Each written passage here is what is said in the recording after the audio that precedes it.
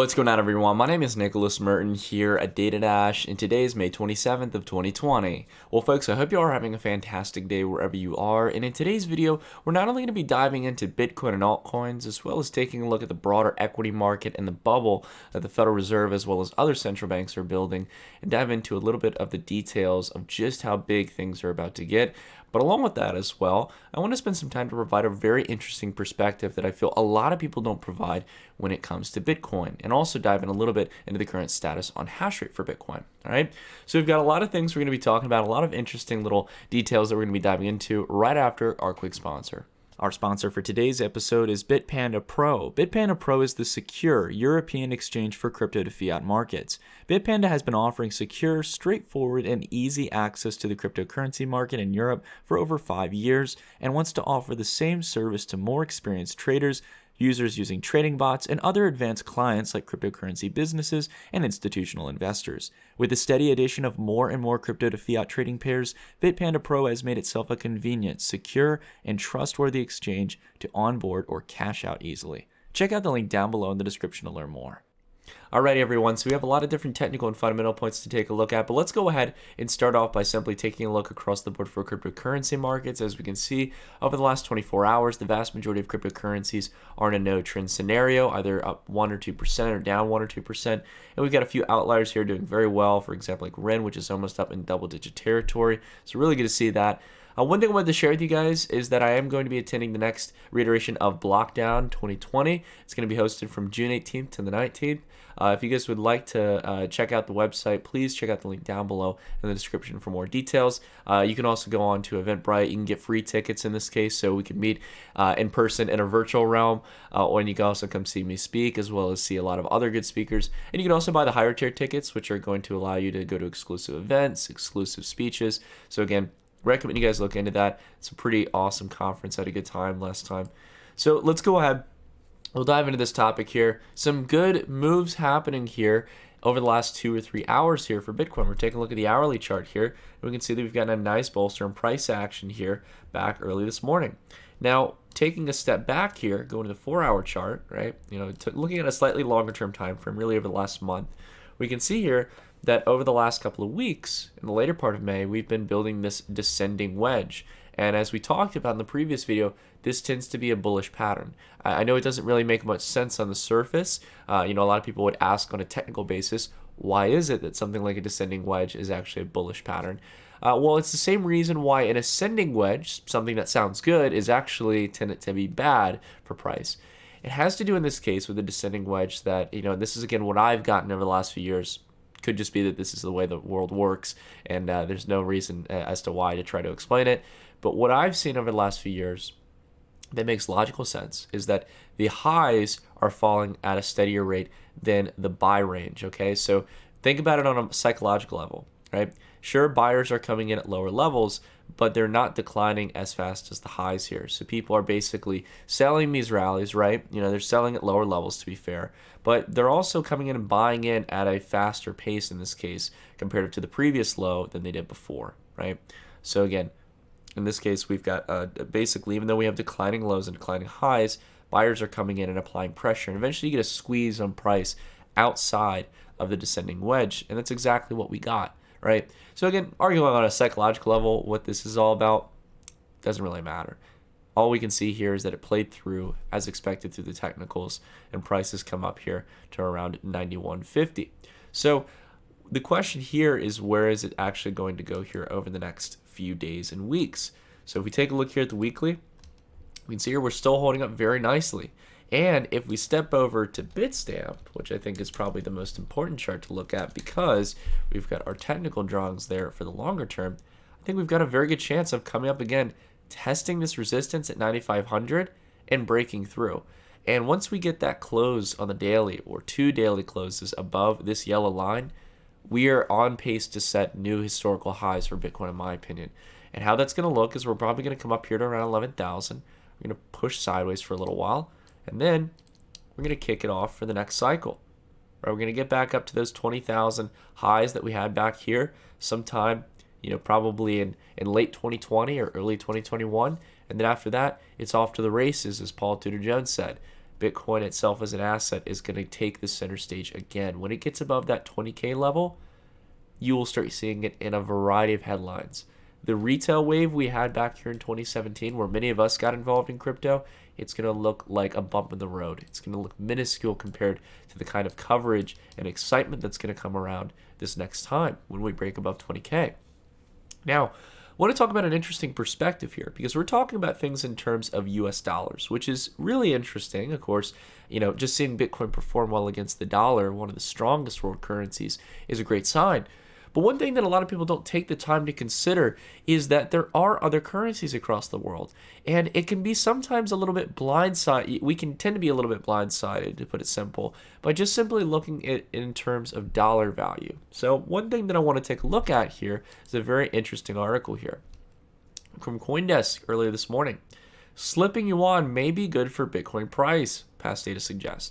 Now, this article itself, I think it made an interesting point. If you really dive through, the major thing that it talks about is this chart here that took an example, years worth of price action, where we saw the USD-CNY pair, and you can see that this is the ratio here, really, or basically the FX pair's value over time. And you can see that back here at the end of 2015, we had a pair ratio of around 6.35. So for every 6.35 Chinese yuan, you could get a US dollar. And we could see here as the ratio went up, this means that the dollar could buy more Chinese yuan, or that the yuan was seeing a devaluation in this case. And interestingly enough, you can see that XBT, or an index of the Bitcoin's price, during that same year saw a pretty similar increase, in this case for its general price. So it's interesting to see here. But this is really not so much, I don't think, again, even a year's worth of price action. I'm very stingent about positive or negative correlations with Bitcoin to other markets. Again, I think it's interesting to see Bitcoin. I think the best thing we've seen is where it reacts to news. So like we see Bitcoin sometimes going up during things like the Greek monetary crisis, or for example, when there was the set of global conflicts that compounded all at once, when there was talks about COVID, there was the issues in Iran, we started to see Bitcoin spike up a little bit in the short term. I would agree with that probably. But for these longer term correlations, even again, a year's time frame, I still don't know if it's enough to really be solidified in this. The more important point to take into mind, though, is that we can actually take a look at these currencies compared to Bitcoin directly. And this is the probably more important point. So we can not only look at dollar pairs, we can also look at euro pairs. There's some actual markets out there, as many of you probably are aware of. I know we have a global audience out there, but it can also be important to look at the euro pair, to look at the Great British Pound, to take a look as well at the Japanese yen pair. And all of these exist because there are exchanges across the world. Bitflyer, for example, in Japan. And it's interesting, you'll start to get some slight variations in the chart. Still the same general trend here, no doubt about it, but you will get slightly different levels here compared to what we got beforehand. Now, there's a very interesting difference here between looking at dollar pairs and looking at some pairs that people would probably never think to look at. For example, against the Turkish Lira. Now, we don't have the data here to look at the Turkish Lira. There might be some websites that have it, but here on TradingView, for example, we don't have a direct way to look at BTC TRY, which is the Turkish Lira symbol. So what we can do is we can do what we've done before with ratios. We can take BTC USD and divide it by TRY USD. So again, this is what you could type in. It's available to anyone on TradingView, and it's basically comparing and building a ratio between the Forex pair of the Turkish Lira to Bitcoin. So what we can see is a reflection of what it would look like here. It would be 62,000 Turkish Lira in order to actually buy one Bitcoin. Pretty exciting and interesting stuff, right, guys? I think this is really cool. And it makes sense, too, because Bitcoin right now, if you think about it, the Turkish Lira trades anywhere from about 6 to 7 Turkish Lira, I think, right now, compared to the dollar. I think we can actually validate that real quick. We'll just go ahead and delete the Bitcoin portion. Oh, sorry, I actually have to do USD TRY. Apologies on that, guys. That was a mess up on my end on the simple. So this makes sense here. You can see here that, for example, this is one of our old trades here on the Turkish Lira. You can see right now the Turkish Lira is at a ratio of 6.7 to the dollar. So in this case, you could get 6.7 Turkish Lira for every dollar. And this makes sense when we were looking at that value earlier, because if you were to multiply the dollar price for Bitcoin by this ratio, the value of 6.77, then you get your price that you had on there. And what was interesting, if we think back to looking at it, we could see that we were pretty much at near all-time highs for the third time. And that's because the Turkish lira has been devaluating so much. And this is where a big value proposition comes in for crypto, where I have no doubt over the next 2 to 3 years, at least a minimum of around a few $100 billion of liquidity, if not up to $1 trillion if things continue to get as bad as they are in Argentina, in Brazil, in Venezuela, as well as other regions of the world like Turkey that are, again, on the more of actually developed regions and stuff. You're still seeing this. You're going to see it in India. There's depreciation of currencies. In Southeast Asia, same exact case scenario in a lot of countries. So it's just going to get worse here as the world goes towards dollarization.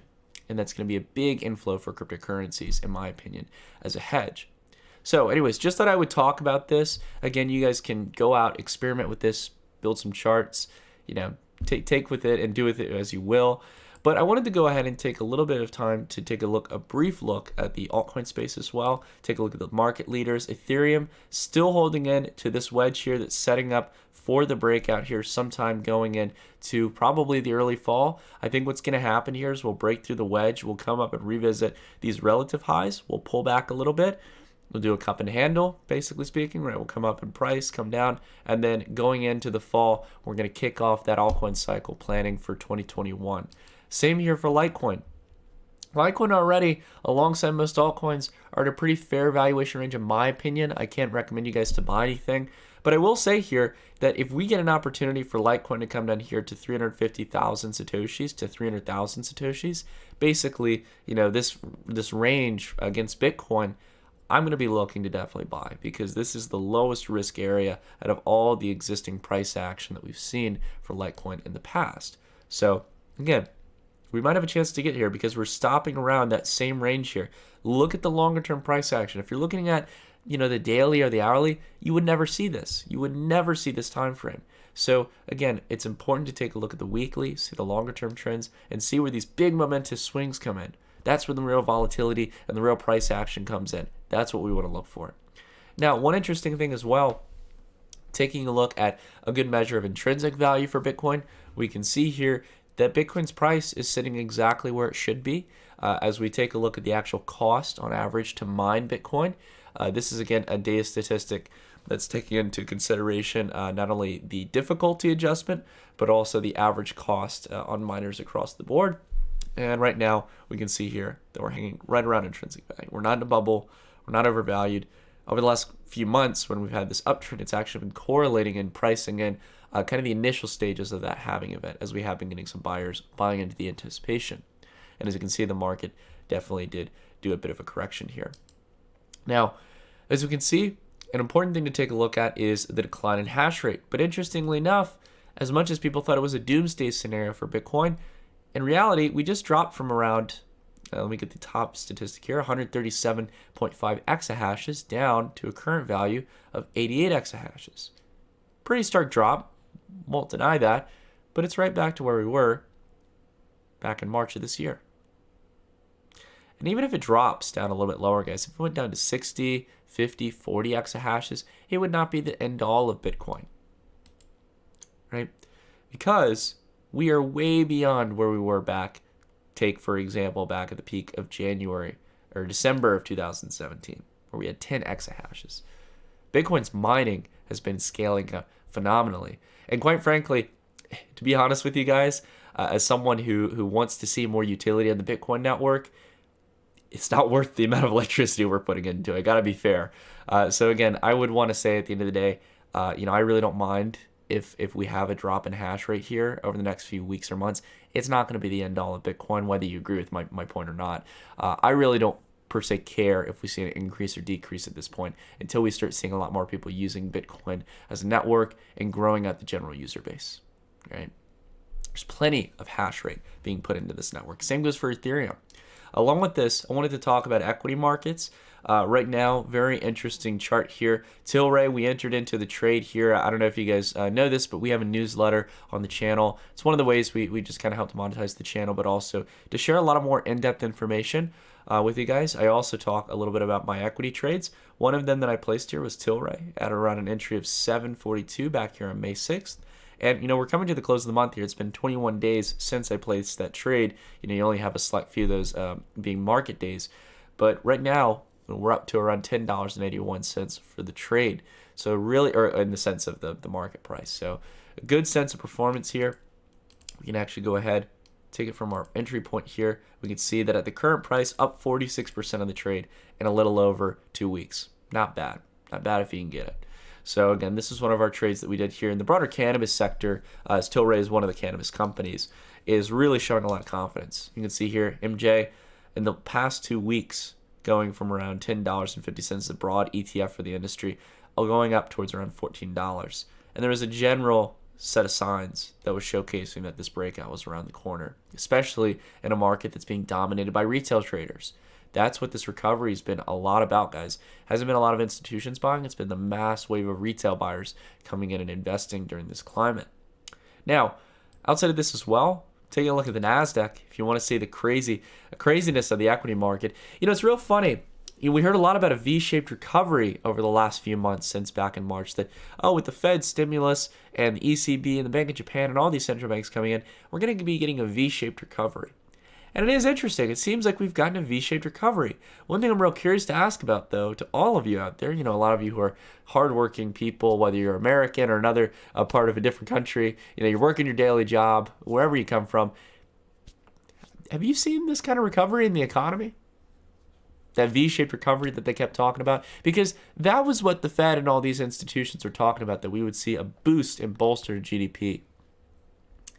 That we'd go right back to what would be kind of considered the norm, where we would recover the vast majority of our losses. Haven't seen that. I understand the economic data might take a little while, but I surely haven't seen the kind of positivity return like I have with the NASDAQ. Now, why is that? Could it be that, for example, there's been mass amounts of stock buybacks into tech companies that have driven the NASDAQ to nearly back to its all-time highs? Could it be that the Federal Reserve and other central banks have just injected mass amounts of liquidity that has trickled into asset markets rather than the real-world economy, as banks have started raising standards, higher standards, for lending, for mortgages, for all types of other loans, while the Fed is praying that the money they just gave them is going to be used for loans? Could it be, in this case, that all the efforts that the central banks are making, as well as the federal government, are not really helping the average people? Quite frankly, here's a good telltale sign of it. The Boston Fed chairman in this case, or the president, has predicted double-digit unemployment through to the end of the year.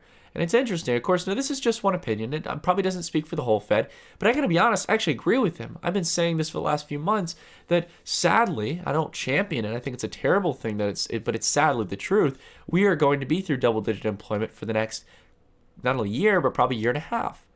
And why is this? Well, it's because Fed monetary policy is not actually going towards actionable economic growth. A fraction of it is. A lot of it's going to people who were holding high-yielding bonds, junk bonds. It's going to hedge funds. It's going to all types of different institutional sections of the financial sector. Because of that, we are not seeing actionable capital come out to the economy. And if anything, right, in this video, they were actually interviewing him, and he talked about the new program that the Fed is doing, which is providing basically loans to mid-sized companies. Instead of providing direct capital relief, right, to small to medium-sized businesses, they've not only done it extremely late, they're going to do it in the form of a loan. So they expect to be paid back inevitably. Couldn't we get more programs directly through the Fed to get money into the hands of everyday Americans, similar to what we saw through the Paycheck Protection Program, but much quicker and probably much more lucrative for the average everyday person? Especially when we can just deposit billions of dollars into hedge funds' pockets. Well, taking a look here, the Fed is continuing to build into the same problem that's been growing over the last 2 decades, and that's zombie companies. For those of you who don't know what a zombie company is, it's a company who can only meet up to the interest payments of their debt and actually can't pay down any of the actual principal debt that they have in their books. And interestingly enough, we can see here that ever since the Fed's actions, because they've clearly shown through their buying of high yield bonds, basically junk bonds that were expected to have a high delinquency rate, the Federal Reserve is signaling now through the equity markets that anything goes. They'll support any rampant speculation. They'll drop interest rates to new lows, possibly to negative territory, as much as they say they won't. And along with that, they'll print and buy as much financial assets as possible. And you can see here that it has severely outperformed the broader S&P 500. You can see here as well, these are days of performance of zombie companies versus how the S&P 500 performs. You can see here on the bottom, the further we are along here, was a day where the S&P performed well, and also how zombie companies performed. And interestingly enough, would you look at it, as we have some of these kind of outliers here, it's when we have certain things that bolster the economy more specifically. Things that the Federal Reserve or the federal government does. For example, the Fed creates primary and secondary credit programs. Right over here, zombie companies do great. Nearly double the performance of the S&P 500. More than double, to actually be more specific. QE1 expanded to help improve conditions to private credit markets. Zombie companies performing 22 to 23%, while the S&P 500 performs about 9%. Another thing to talk about, Fed should lift caps to buy as much corporate bond ETFs as it wants, says Bank of America. So now we're starting to see the expansion of the Fed's balance sheet, the variety and the appetite of the Fed, because it's no longer going to be enough to just buy government treasuries. It's no longer going to be enough to just buy, a few bond classes. It's going to be the next step that the Fed has to take, that they have to start buying corporate bonds that were likely to be, facing high levels of default, even in a pre-COVID environment. And along with that, we're going to see other ETFs here. You're not only going to see corporate bond ETFs, you're going to see corporate equity ETFs. You're going to see the QQQs, the SPYs, these broad ETFs being bought up because these are fit into the portfolios of a lot of wealthy portfolio managers. They're going to get that. They're going to get the same kind of stuff. I tell you guys, again, no one thought it was practical to see negative yields on treasuries, to see the Fed very close on the verge of negative interest rates, to see this kind of mass level of printing. What makes you think that they're not going to do this? They're giving a piece of the pie to everyone, except the average Main Street individual, the person who's working. Take a look here as well. Another stimulus bill is likely needed to revive the economy, Dallas Fed president says. They're all coming out and taking a position here, and no matter what they're focusing on, it's something about more money in the system, and it's likely not going into your pocket. And it's going to inevitably, as that money starts to enter into the economy, it's not right now, it hasn't been for the last decade, to the degree that the Fed has wanted it to. But when it does, it is going to devalue you and I would say all of our purchasing power to a degree we have never seen before. And also, all of the Fed stimulus that they're planning, they're doing another package, is set to start out in the next, really in the next month. It's the end of this month, so probably over the next few days. But as we go into June, we're going to see even more stimulus if what we already had wasn't enough. It's sad to say that that's not going to be in our pockets. People who still are going to work, putting themselves at risk during this pandemic. Those who are working hard from home, have families they're raising.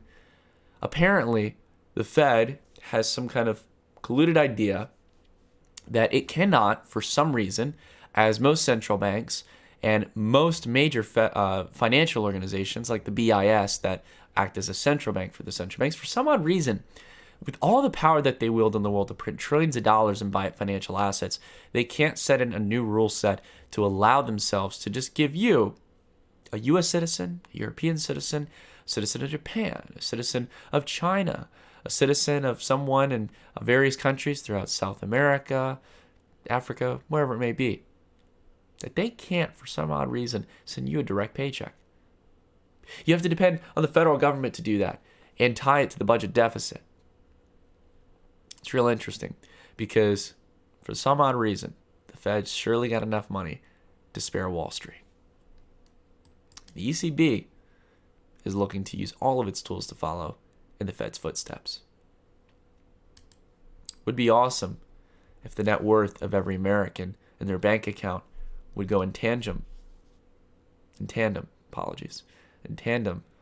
with the increase of the Fed balance sheet. Would be awesome if in a savings account, your savings didn't have to be invested in equities, didn't have to be penalized for just sitting there. In fact, they would go up in correlation with any form of inflation that the Fed wanted to inject in the system. That would be nice. But they're not going to do that. They've never done it, and they never will. So the only thing you can do as an individual to really prepare yourself is to hold something that's not going to depreciate or be printed into oblivion. And along with that, doesn't penalize you for holding it. Now, I've emphasized this point a lot of times, guys. I think you know very well what I'm talking about. I'm not only talking about gold and silver that are limited to some degree, but Bitcoin. It's the only asset that has itself set up for a finite, exact supply. And if Bitcoin keeps that up, as it has for the last decade, I'm certain that no matter how far the Fed and other central banks go, that we'll be prepared and we'll adjust to meet the times and the situations from the macro environment. Interesting times are ahead, guys. Scary times, to be fair, but I think that if we come prepared and we make the best of it, I feel we're going to have a very, very interesting experiment on our hands for cryptocurrencies as a whole. Anyways, hope you are doing well wherever you are. Thank you all so much for watching. If you like this video, please drop a like. It's always appreciated. Helps out the channel a lot in regards to the YouTube algorithm. And along with that, if you guys want, please above all, please subscribe and also hit the bell icon so you don't miss another update. We love having you guys here. That being said, though, thank you all so much for watching, and I'll see you all in the next video. Stay tuned.